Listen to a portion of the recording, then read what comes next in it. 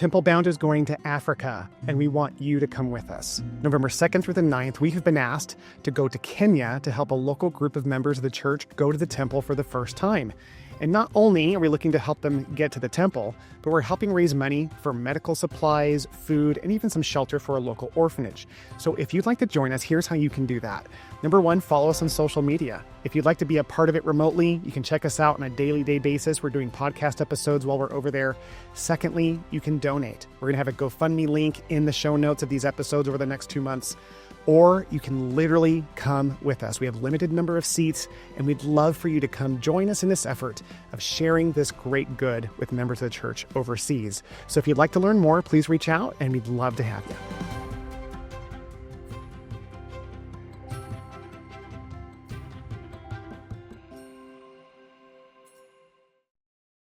For many of us, becoming a temple ordinance worker is something that you do after you've retired or when life slows down. But today we're talking to Bart McDonald, who's going to tell us a different perspective. He shares how right in the middle of building a company, raising a family, and serving the church as a bishop, the Lord invited him to serve in the temple, and how it's changed everything: his schedule, his marriage, his discipleship, and even his heart. So if you've ever wondered whether you have the time to serve in the temple or if that calling is really meant for later in life, this conversation is going to inspire you and make you want to serve. Enjoy the show. You know, Bart, I'm so excited for today's episode because we're going to be talking about another mindset shift in this thing called temple work as an ordinance worker. And I want to talk about this idea of the lesson that you've learned recently as you've become an ordinance worker at the temple in Idaho, and how you think that's transforming the way we can all see our opportunities at the temple. So Bart, let's go ahead and just have you tell the story of how you became an ordinance worker. Absolutely, Will. Such a fun opportunity to talk about something that's so important in my life, really, as well. So my history was at a really, really busy time in my life. I had the opportunity to serve in my ward as the bishop, and it was an incredible experience and opportunity to serve. I feel like, when Joseph Smith makes that quote about how kind of all hell knocks off this corner and this corner to make him a polished shaft. I mean, that's kind of all of our lives, right? It tells a story for all of us how opportunity plus just adversity at times just polishes us up. And so as I was finishing up serving as the bishop in the ward, there was this kind of emptiness, right? No longer, and I really don't think it was so much about self-importance in a ward scenario. I loved serving and was also happy to have a change at the same time. I think most bishops kind of feel that way. But it was the emptiness of how am I serving the Lord in a meaningful way. And I had ministering. Ministering was great. Loved ministering. But I had such an incredible time for 5 years serving alongside counselors and serving alongside my wife, really, and being able to serve many hours, ward members. And really, when you talk about that, it's really discipleship and serving the Lord. And so I remember talking to a ward member who was a retiree, somebody who was a little bit older, and said, Bart, you should really think about serving in the temple. Do you have time now to serve in the temple? I really didn't. I remember going home from church and kind of thinking about this and being like, no, that's off. It's still not a good time. But when the Spirit whispers to your heart, because those ideas, they just don't leave you alone. They kind of come back. And so I kept thinking about it again and again and recognized, though I'm kind of slow at times spiritually, right? The Lord is delivering a message, Bart. You need to figure this out, right? And so I started thinking about becoming an ordinance worker, talked with my wife about it, and she was super excited about it, and figured out in my craziness of my work schedule, because we were just building a company and doing all these things. Yeah, let's talk about that a little bit, because that's where you and I initially connected. I think for the audience to get some context on this, I just want to highlight that, so we're both physical therapists. We owned private practices. We still have some ownership, of course, in what we've done, but we went through a journey of growing and scaling practices. We met at events trying to figure out the chaos of owning a business. And just to put it in perspective for all the listeners, healthcare is a completely different business relative to every industry in business because of insurance. There's an insanity that exists around treating a patient and waiting 90 days to get paid. And so the reason I bring this up is because it's not for the faint of heart. It's for usually the stupid, to be honest. Like for me, True. yeah, like we wouldn't have done it if we had known that was the path, because physical therapy is on the bottom end of healthcare. It's the lowest reimbursing. It's a very challenging business. And I've had many a mentor go, why are you doing this? What is this? But we're so passionate about it. So you were in I this love it. transition of like, you got to the scale of your company, and like you were going through a transformation within that company in such a big, like life-changing way that this was all happening after you were bishop. I don't even know how you had time to come up to breathe. And I mean that sincerely. I don't know how that period of your life was like. It was crazy. Sometimes I think there wasn't a lot of sleep, and even when there was some sleep, sometimes you're sleeping and dreaming either about work or about church, right? and, and that's all good. But I do think, as kind of a side note, when we get to those points in our lives where we're trying to do our best, right? We're trying to do our best by the Lord, and I think that's we can probably all think in our lives times where maybe we made a little bit more effort than at different times or whatever.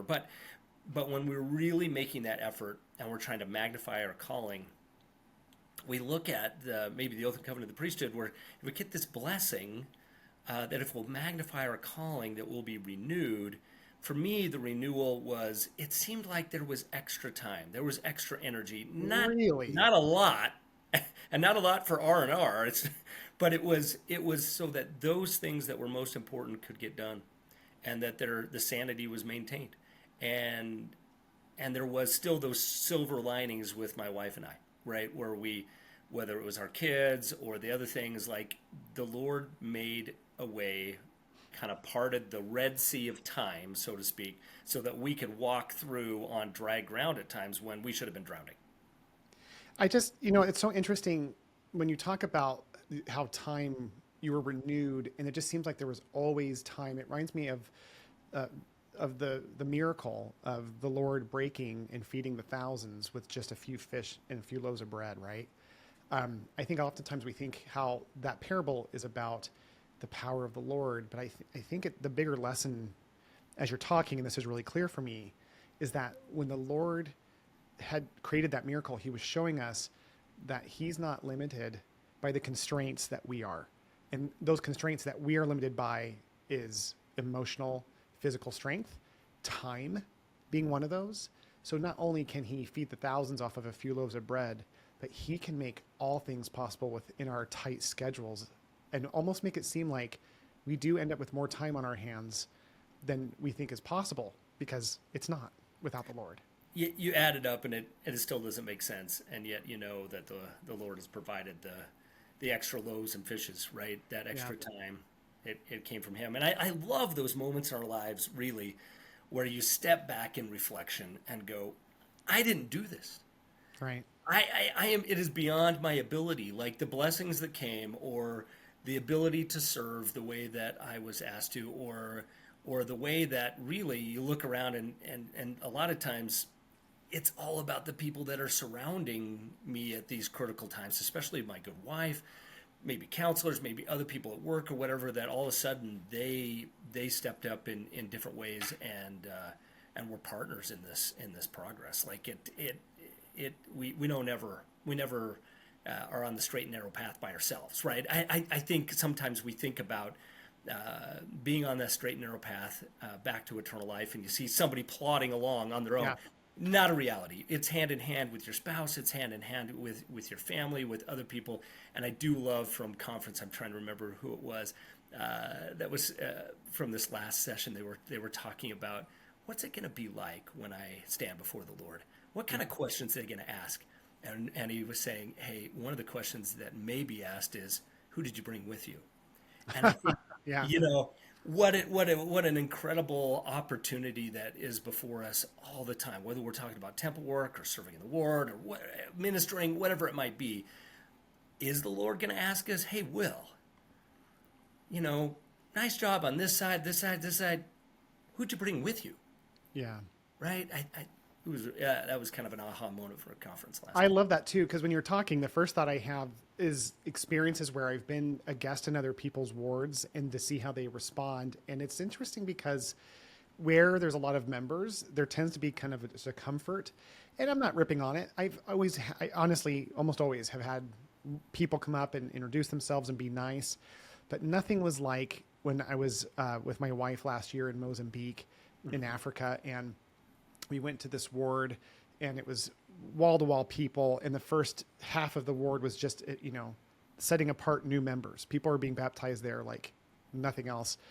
And afterwards, every single of the 400, I mean, I counted hundreds of people, maybe 400 is too big, but it was packed. I mean, wall to wall, and it was a massive congregation. But afterwards, everyone came through and shook hands with me and the new people. It wasn't just our family, it was anyone else that was new. And I never have felt so loved. And those little acts of bringing people together, like you said, I think that's the thing the Lord's going to ask us. And I don't know if it's just the people on this life, I think, or the people in this life, thanks to the temple, they're going to be talking to us about who have we brought from our ancestors with Sure. us. Yep. No, So I think every time I'm in the temple, I don't know if you want to change just slightly, but I can tell you a quick experience the other please, day. I was for about 6, 7 months. Anna and I, my wife and I, we got to be the Baptistry coordinators. oh, wow. And when we were called to do it, right? And you get all these people coming up to you that have done it before, and they're like, "This is the best experience you'll ever have in the church." And I'm like, "Really? You run the baptistry? That's the best?" Oh yes, oh yes. I got to tell you, by far, it has been one of the best experiences I've ever had in my life. Ooh, I've never heard this. What is this? What is this? So here's just a little, for instance, right? We have a big youth group. Now you have to understand, in order to still fit the temple into the busy schedule of professional life that I'm still running, right? Anna and I go to the temple at 5:30 in the morning on Tuesday mornings, Yes. right? Because it's the time that fits, right? And at first I thought, no one's gonna be there. Do you know who was there at five, starting there at 6 o'clock in the morning? Here. There's all these youth, all these teenagers just come in. Do they come in as groups, like as wards? Not really. They're coming in with Really? their friends. Yeah. They come in with their friends. They're coming in with their dad. They're coming in with a mom. Like, they just come in on their own. They'll come in as priest quorums, as young women's groups, sometimes. But a lot of it is just my friends and I are coming to the temple. One of the groups I was been most impressed with was the Idaho State University track team that comes in to do. So anyway, so I'm sitting in. We've got a big group, youth group that's come through, and I'm in the confirmation room. And we get through some confirmations, and I look down at the card, and at this time, the individual that is being their vicarious confirmation, they're receiving the gift of the Holy Ghost, right? That we're doing it for was in the 1830s, and it just happened to be in an area that I served in as a missionary in Scotland over 30 years ago. Oh my gosh. Yeah. And so we stopped for a minute, and I said, guys, I got to tell you, there's a pretty good opportunity, a pretty good chance that if this house is still standing today, I probably knocked on this person's door as a missionary to offer whoever is now living in that house the gospel. What do you guys think about this? We had this discussion with these youth. I think it was a bunch of 14-year-olds. And they're talking about, well, how do you think somebody shares the gospel with these people that we're doing the work for now? I mean, they're in the spirit world. They have to make a decision. They have to be to live according to the laws of that realm of the spirit world, which we don't have a ton of information on. Right. But I do know this. I mean, that if we're going to be judged according to men in the flesh, but live according to God in the spirit, in other words, this decision to be a covenant follower of Jesus Christ has to be pretty similar for me, for you, as well as somebody that didn't have the opportunity in this life and gets it there.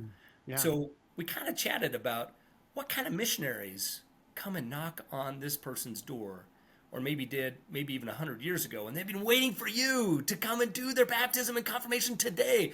And this is the look on their face, and the discussion that we had was a real evidence that these 14, 15-year-olds have a insight on the gathering of Israel on both sides of the veil, as taught by President Nelson, that I don't think any generation has ever fully understood.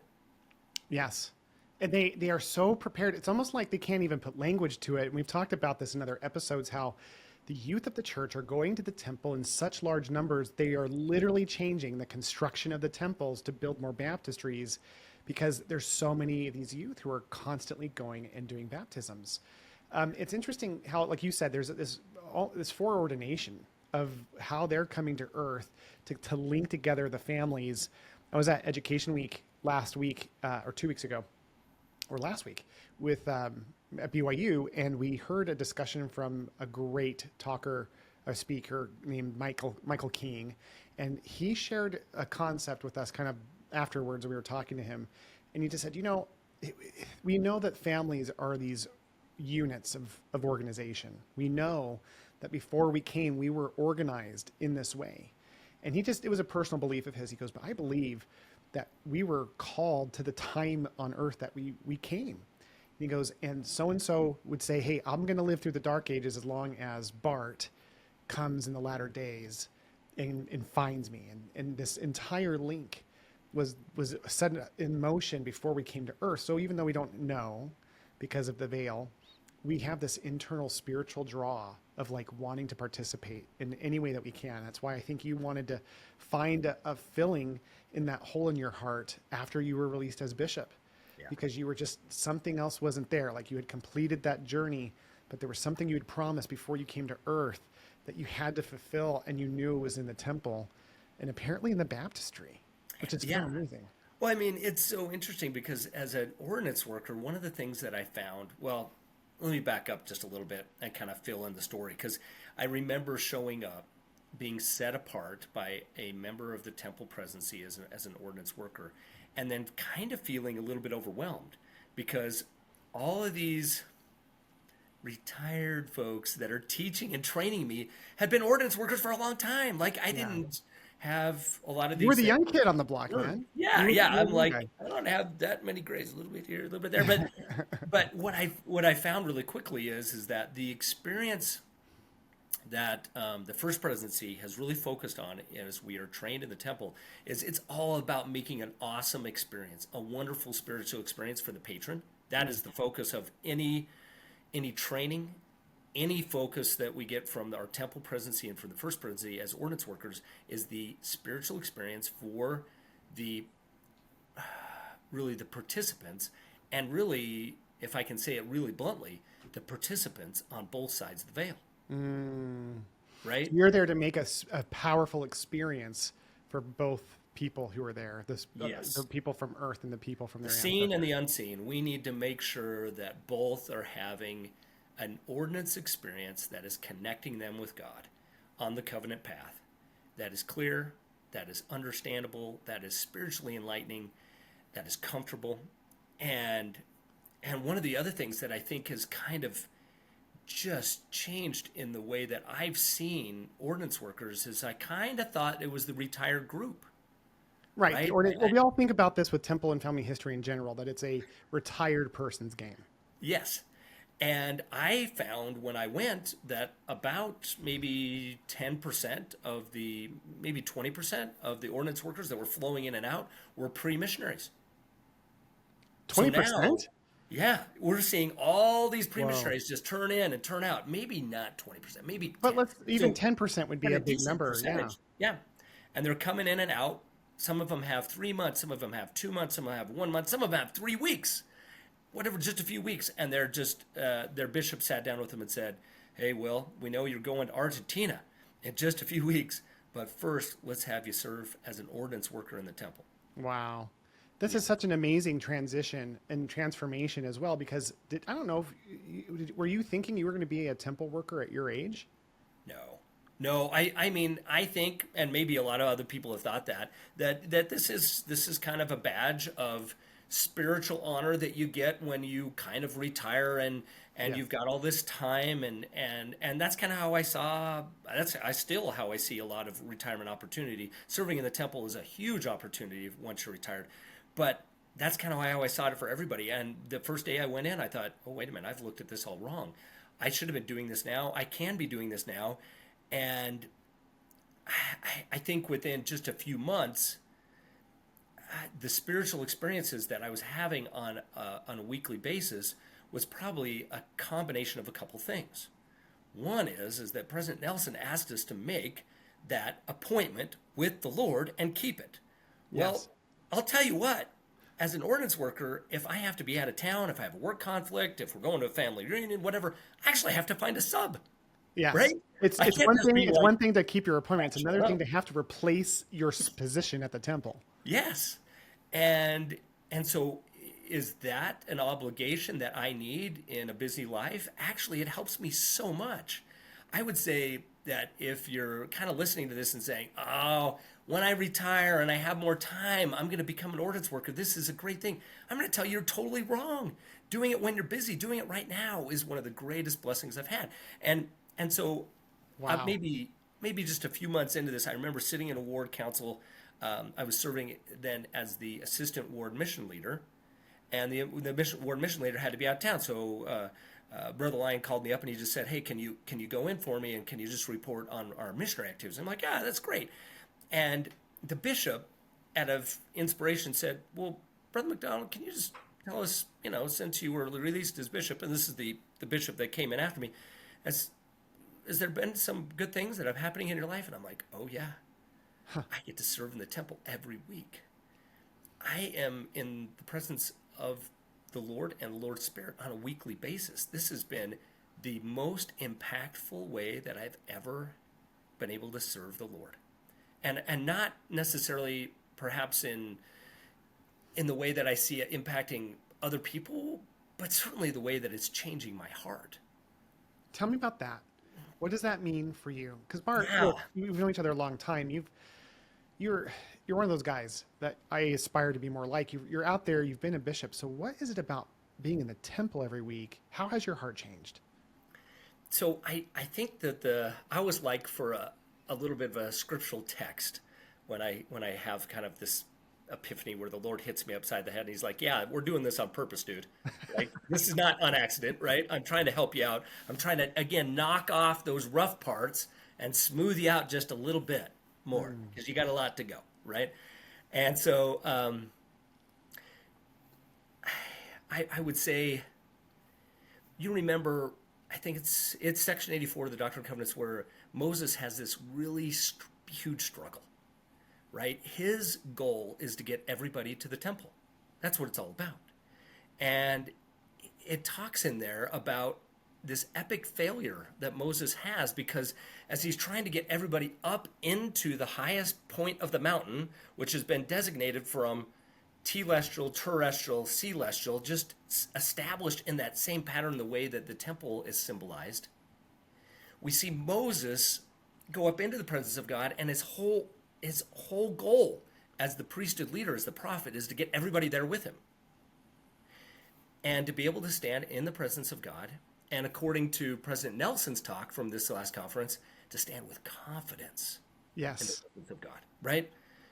It's a very unique, I mean, cool talk. But anyway, maybe discuss Standing it another time. confidently with God. Yes. Yes, yes. So that's what Moses is trying to do. Moses had an epic failure. I'm not picking on Moses. Like he probably had a tough group. I'm not picking on them either. They came from a tough background, but they just this preparedness to be in the house of the Lord wasn't there for them because while Moses is on top of the mountain, they're making a golden calf to worship and reverting back to prior Egyptian ways. Yes. And so I think he grinds down the gold and makes them eat it. But anyway, the thing that is the epic failure was probably his broken heart, right? Because he's been able to be in the presence of the Lord. He's been in the temple, and he can't get other people to come. He Yeah. can't get them to prepare, right? So I kind of think about it in my own life. I've always had this idea that the Lord expected me to be in the temple on a regular basis. Right. And as long as I do that, maybe that's what is expected, and that's all that I get out of it. And there's been some wonderful experiences that I've had over the years in kind of that level of understanding. But I got to tell you, since being there on a regular basis and being able to help others with the temple ordinances, you get this kind of Moses feel, Huh. right? You, the Lord starts nudging you on, well, who else needs to be here that's not here with us? Because the experience that you feel when you're there is, I mean, we all have this type of experience, I think, when we attend the temple, maybe sometimes more than others, depending on our preparedness. There's times Sure. where I've gone to the temple and I thought, oh, that was a good experience. There's other times where I went to the temple and I said, oh, the Lord taught me today. Yeah. Lord, this, and the ordinances are the same. We're not changing the dialogue a lot unless the first presidency makes some modifications, which on a little bit of a different topic, the Lord has gone from a little bit of an Old Testament style of ordinances to now a Book of Mormon style of ordinances. The plain and precious things that are so symbolic have been just laid Spelled out. out. Oh, it's incredible. It is so Christ-centered. So if I ask myself this question, where can I go in the world that I want to be closer and have a greater understanding of my Lord and Savior Jesus Christ? It's going to be in the temple, hands down. That's where I need to be. And can I get there and repeat the words or listen to the phrases that he has spoken to his prophets and apostles and taught them to teach us about the plan of salvation? Well, now I get to do that on a weekly basis, on a regular basis, with this appointment that doesn't end. Amazing. Yeah, I think all of us have a little bit of Egyptian in us. What does that Right? mean? Just a little bit of that reversion as being of the house of Israel, whether we were adopted in or by blood, like doesn't really matter. We are now, as baptized members of the church, we are of the house of Israel, and there are temptations and trials and things in our life that want to kind of get us a little bit back to Egypt, Yeah. I get that right? now. You're talking about the Egyptians with the golden calf. So like Yeah, we'll go to the yeah, temple, have a good experience, go back and maybe not watch the best movie or decide to right. go do something that's not as in alignment with what we just learned. That's right. And so the question I think is always in our minds: are we going to follow the covenant path, or are we going to revert back to the golden calf? Yeah. Right? Whatever that looks like in our lives. Everybody has their individual kind of golden calf, maybe opportunities, and where are we going to put that? And the promise that we get from President Nelson is that there's a power in this. And I want to tell you that my experience is that it is palpable. It is, I just leave the temple on a weekly basis wanting to be a better person. I want to follow Christ more fully. When I'm there, and even as I walk across the threshold at 5:30 in the morning, and I should be there at 5:20, so I'm a little bit late at 5:30. So I'm walking through the threshold. Before I step across the threshold, I'm thinking about my worthiness to be there. In other words, not that I'm perfect, don't get me wrong, none of us are, but have I been utilizing the atonement of Jesus Christ in my life this week, today, this month, in a way that would make the temple recommend questions that I'm now only asked by my priesthood leader every 2 years, but would I be able to answer those fully as I'm stepping across the threshold of the Lord's house, where it is engraven across the top, holiness to the Lord, house of the Lord. Wow. I love that. If I can summarize what I think you said, I loved how you talked about the answer. The question that we started with was how has your heart changed as you've become an ordinance worker at the temple? You've been bishop. Nothing has impacted you like this has. And what I heard you say was first and foremost is your immediate desire to bring others with you. And this immediate outward mindset and heart set of helping your brothers and sisters, your kids, your family members, your community get there. There's a greater desire for that. I heard you also say there's a greater awareness of your worthiness, this focus of the atonement and how you, by being there, simply being there, it's impossible to not think of the Savior and his atonement and its impact in your life and your choices and how those align. And this other thing about just as you're in there feeling his spirit, how it immediately just, it's the analogy they give, and I forgot who gave this analogy, the boat at sea that has barnacles, how it sits in fresh water and they just fall off. That's the image I had when you were talking, is just by being there every week, and not just like making a commitment, but by being an ordinance worker, having to replace your actual presence when you can't be there, creates a different degree of commitment. And that commitment is what's building greater confidence in the Lord, because the greater commitment forces more decision, more commitment, and then we get confidence from there. So that's a beautiful way of saying this. And this isn't something that you grew up, or me. I didn't grow up thinking, one day I'm going to be an ordinance worker before I'm retired. But what you're saying is, prepare from anyone who's preparing to go to a mission to being retired. It doesn't matter what stage of life you're in. You're saying, consider being an ordinance worker. Yeah. Because of all these different things. You even said, Bart, holding you accountable, you said, even when you're super busy, especially because you're super busy, this should be the thing that you consider doing. Talk to me about that. The man or woman who's in here going, I've got little kids, I've got a job, I barely come up for air. How could I ever consider being an ordinance worker? Talk to me about that. Absolutely. The one thing is that I know everybody's situations are different. But I also know that if we ever ask in prayer the right question, the inspired question, the question that the Lord is asking us to ask, we'll always get an answer, right? And so the challenge I throw out there is, if you don't know how, don't listen to me, because my situation is going to be a little bit different. I'm going to tell you about mine and how it kind of fit in. But if you are a young dad, a young mom, and trying to fit that in, take it to the Lord. If you are so busy at work and you do a bunch of travel, take it to the Lord. If you are serving in a stake presidency, there's no way I have time for this, take it to the Lord. If you are a nursery leader and you just can't get it done, take it to the Lord. So I should tell you, in the busyness factor, we actually tried an evening session assignment first. My wife and I did. It just didn't work. How come? And so it was a race. I want to say it was every Thursday night. So it was a race from work, from like 6 a.m. until the time that I had to be at home to kind of meet up with her to get changed at 4:30 to be there. It was so stressful that when I went into the temple, I was on edge. Yeah. It was hard. And it's okay when it's hard, and it's okay when it's a sacrifice, but we were looking for a better answer.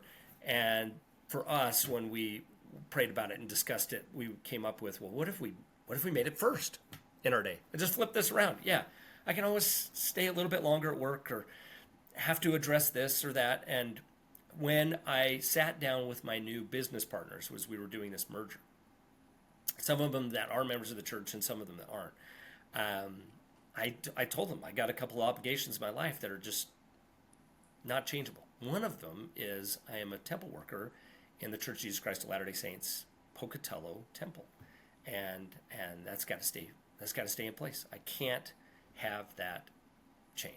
And they're like, oh, okay, we don't know what that means in some cases. Other people did, and that always brings up good gospel subjects. But talking about the way that it kind of changes your heart. Perhaps it changed my heart because it helped me to solidify, put the Lord first, put my temple experience first.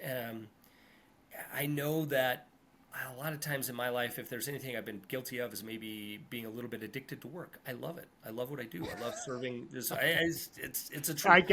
I'm laughing because it's a shared addiction.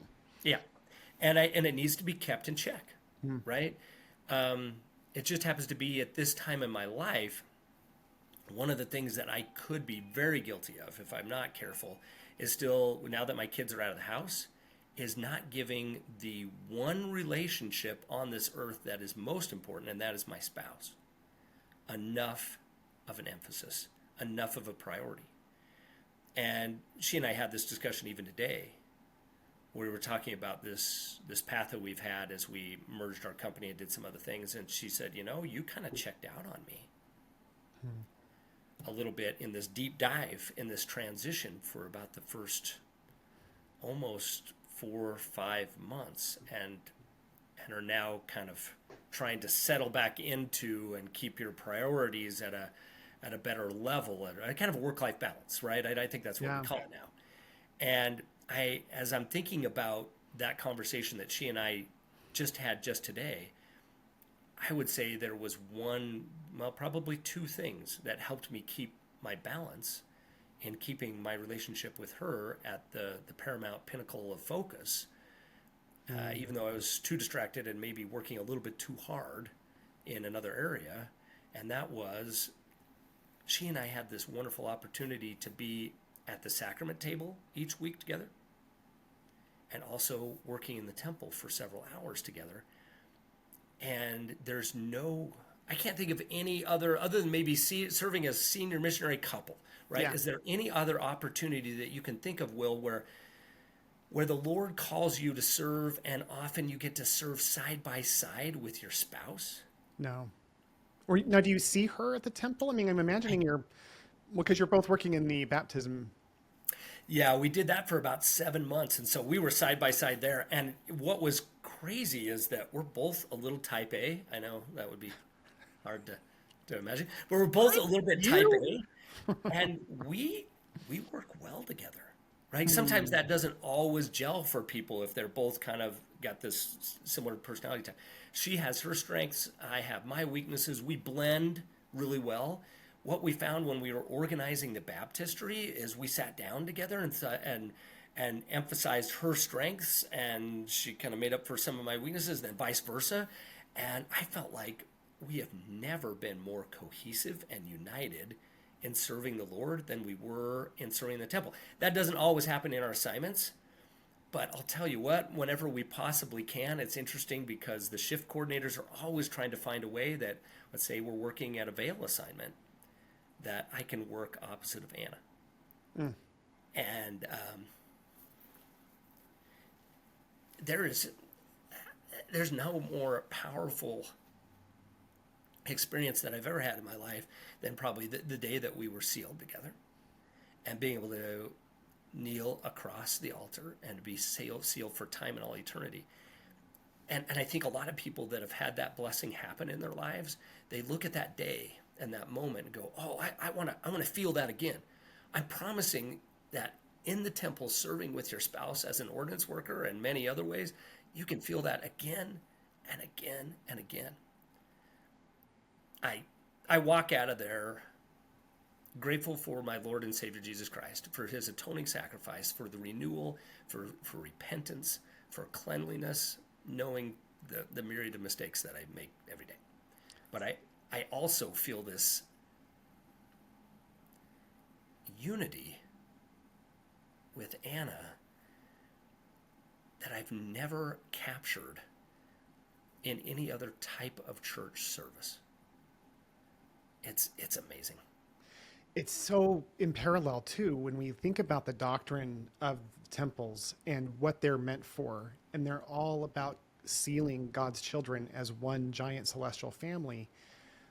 I'm realizing I'm being taught in real time, Bart, as you're speaking, about how the opportunity to go serve in the temple with our family members is taking that same spirit of Elijah and applying it to our immediate family on earth. It's not just connecting us to our ancestors, and not just taking the blessings from Abraham, Isaac, and Jacob to us so that we can seal our ancestors through that great connection.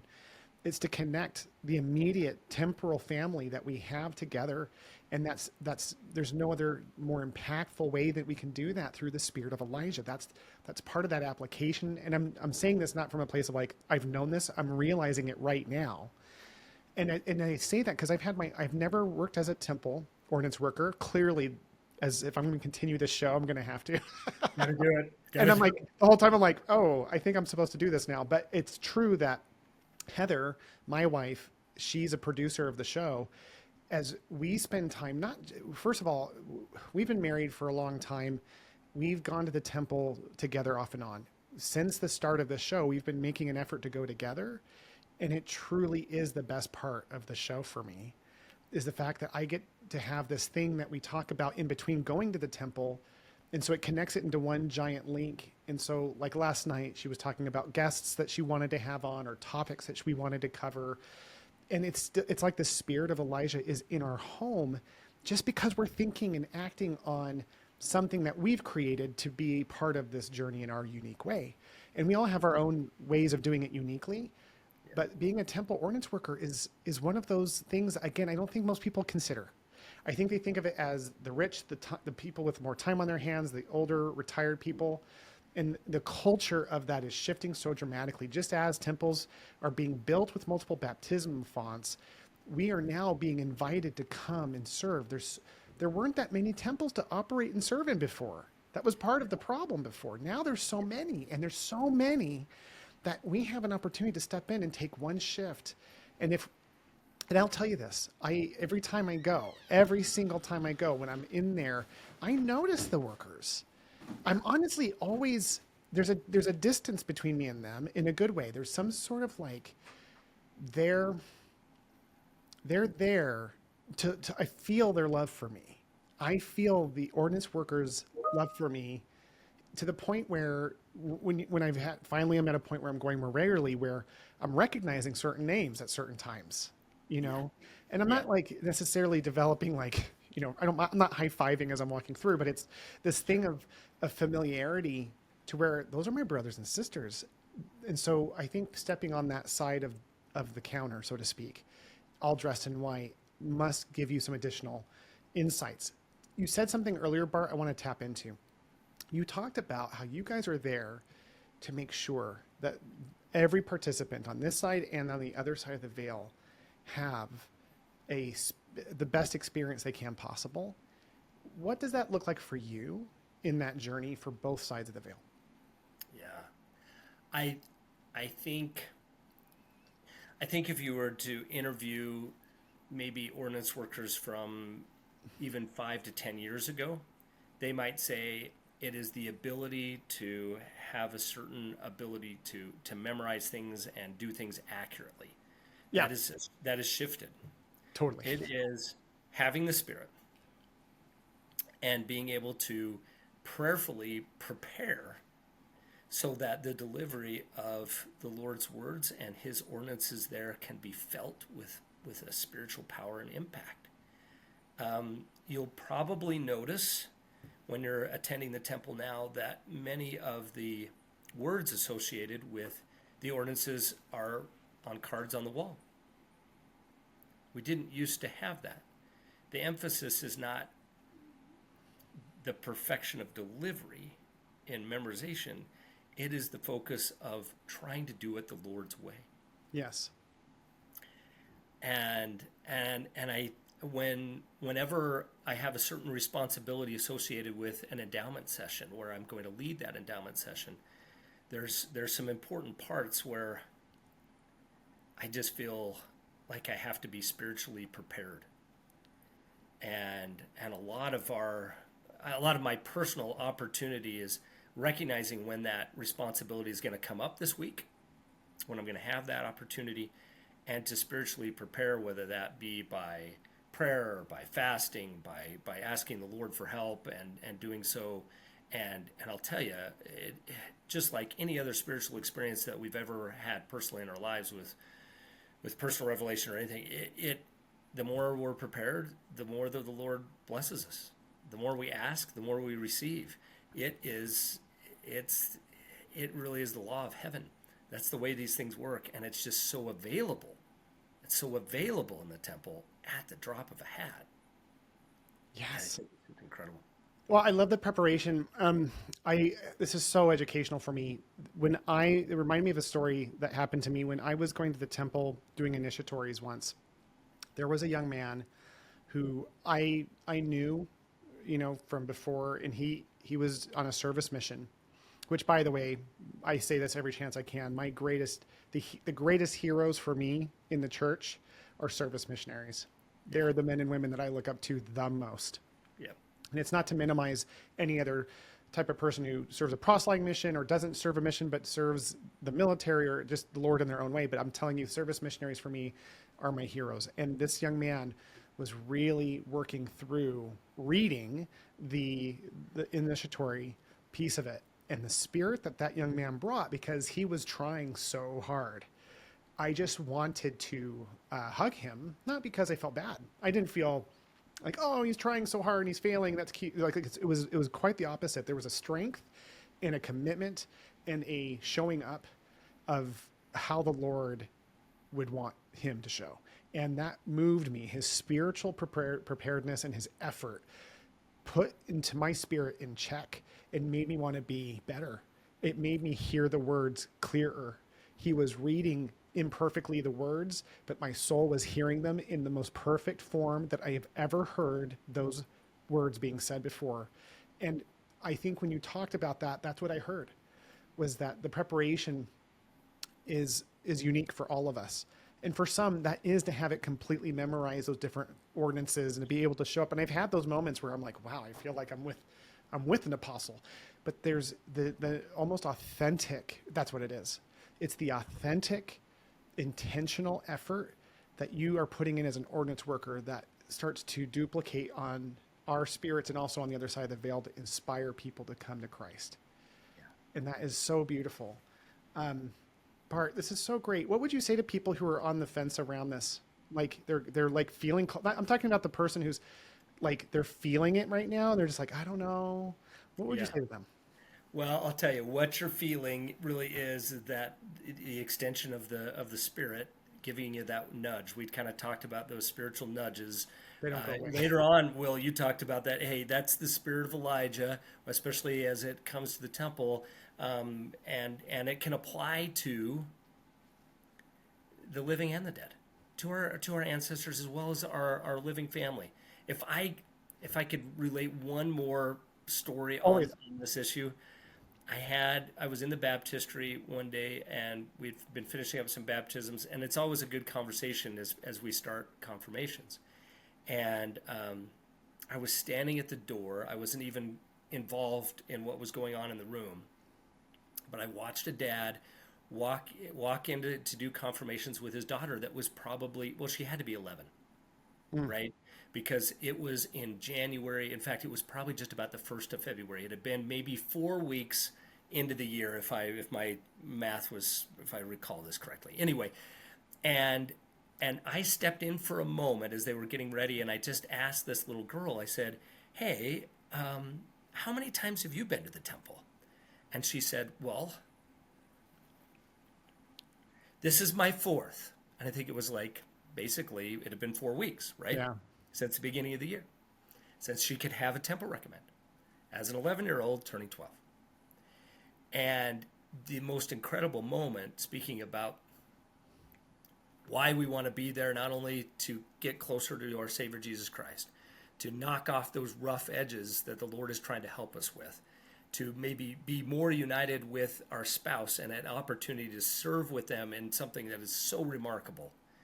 But this dad turns to me, looks down at his daughter, and says, I am so proud of my daughter that she wants to go to the temple every week. I'm going to work so hard to make sure I can come with her.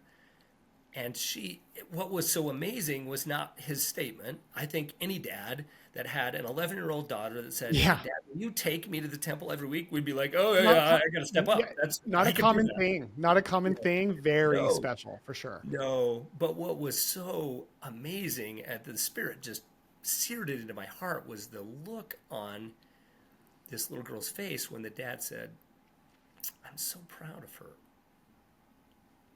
Right? Not in a prideful way, but I look up to my 11-year-old daughter. Look at this spiritual giant in this tiny body. Yeah. What can we all learn, right? I think as an ordinance worker, if you're struggling to get the time, pray and ask the Lord how it can happen. If you want to be an ordinance worker, right? If you're thinking about it and I just don't know how to get it. And the Lord might come back and say, not now. I don't know. But I think for many of us, maybe a majority of us, it is now. The Lord will open the Red Sea, right? And give you some time as you magnify your opportunity in a calling to serve him. And you'll be able to walk through on dry ground, even when it doesn't seem like it's going to make it possible. And you'll look back at this experience serving as an ordinance worker in the temple and say, how many blessings did I receive from this literal appointment with the Lord on a weekly basis? And then how much did I feel the spirit of Elijah when I was there? How much did I feel the gathering of Israel on both sides of the veil? How much did I feel lives changing around me? And what greater opportunity to really become a true disciple of Jesus Christ than to be in his house. I probably should have brought my wife on to speak after this, because she would be like, oh, this has changed me in the same way. In a unifying way, the Lord is changing us together. I can't find a better way to serve than to be in the temple. Bart, thank you so much for being on the show. This was such a great episode. I'm hoping people will listen to this and start to challenge the notion of what it looks like to serve in the temple. And we're all at different stages. I just want to say this to everyone who's listening, if you're at this point, is for some of us, it might be just trying to get our recommend. Maybe we're not even members of the church. Maybe you're investigating, maybe you're listening to this, and this is like way down the road. But I think what Bart is doing is just showing what's possible. So no matter where we are in our journey, as he said, take it to the Lord. What's the next step? Because these steps aren't work. There's all these works that we do, and oftentimes we think there's all these works that we have. These are the joyful ones. These are the ones that produce the faith, so that we feel like there's less works overall in our lives that we have to do, because the things that matter most get done first. So just wherever you are in your journey, wherever you are, just ask the Lord what's next. And if you are one who's been passionate and going often, and or maybe looking for a way to really step up your game, so to speak, to draw closer to the Savior, just pray. See what the Lord has to say. And I promise, just as Bart will, that you will get an answer. Bart, thanks again for being on the show. Absolutely. Thanks so much, Will. This has been such a joy just to be able to talk about. Thanks again for listening to today's episode of Temple Bound. If you enjoyed today's show, make sure to join us over on Instagram at Temple Bound Podcast to receive additional information as well as previews of our upcoming episodes. See you over there.